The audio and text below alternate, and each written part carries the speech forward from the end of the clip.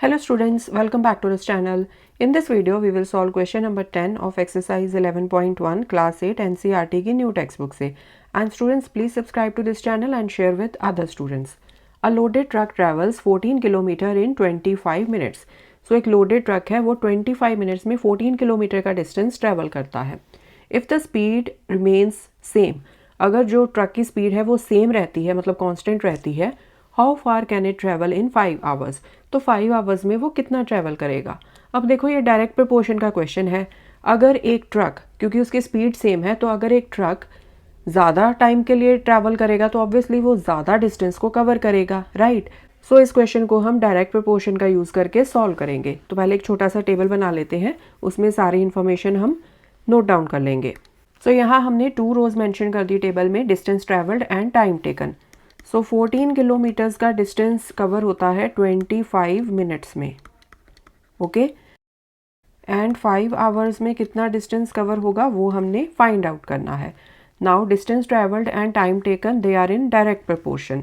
तो अगर आप इसको x लोगे, इसको y लोगे, this is x1, this is x2, this is y1, this is y2.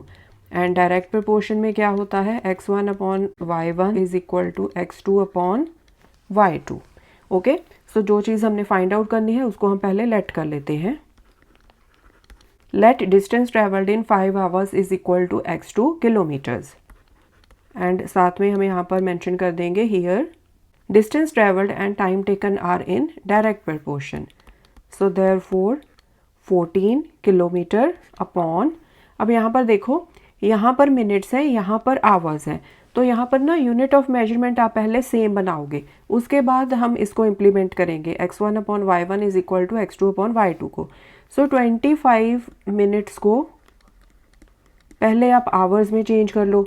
तो उसके लिए आप क्या करोगे, 25 को 60 से डिवाइड कर दोगे, राइट, क्योंकि 1 आवर में कितने मिनट्स होते हैं, 60. सो 25 अपॉन 60 आवर्स. सो यहाँ पर क्या आ जाएगा, 14 अपॉन 25 अपॉन 60. इसको थोड़ा डार्क कर लो ताकि आपको अच्छे से समझ में आ जाएगा. एंड इधर क्या आएगा, x2 अपॉन 5. ठीक है. अब देखो, जब नीचे डिनोमिनेटर में क्या है, 25 अपॉन 60 है, तो ये जो नीचे का 60 होता है ये ऊपर चला जाता है न्यूमिनेटर में. ओके, ये तो आपको पता ही है, आप जूनियर क्लासेस में बहुत बार ये करके आए हो. So 14 upon 25 into 60 equals to x2 upon 5. Okay, so इसको आप इस तरह से लिख लो, 14 into 60 upon 25 equals to x2 upon 5. अब इसको सिंप्लीफाई कर लो, इनको क्रॉस मल्टीप्लाई कर दो. So 25 into x2 equals to 14 into 60 into 5. x2 के लिए सॉल्व कर लो, 14 इंटू 60 इंटू 5 अपॉन 25. 5 1 ज़ा 5, 5 5 ज़ा 25. 65 के साथ कट जाएगा, 5 1 ज़ा 5, 12 5 ज़ा 60. So x2 is equal to 14 into 12. 12 4 ज़ा 48, यहाँ पर 4 आ गया, 12 1 ज़ा 12 प्लस 4 16.